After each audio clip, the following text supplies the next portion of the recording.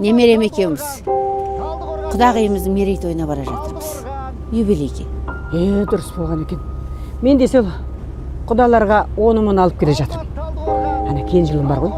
Сол ертең келін әкелем дейді. Құтты болсын. Құтты болсын.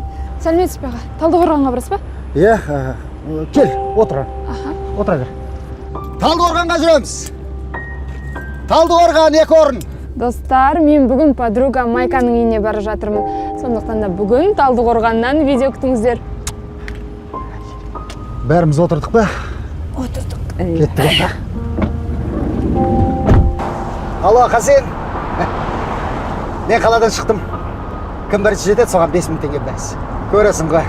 1,5 сағатта кіріп кетем. Аға, 1,5 сағат деген тым ерте емес пе? Өй, бауырым. Көлік жаңа, жол таза.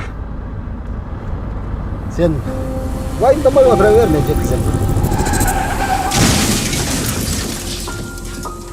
Бүгін Алматы Талдықорған тас жолында жантүршігерлік жол апаты орын алды.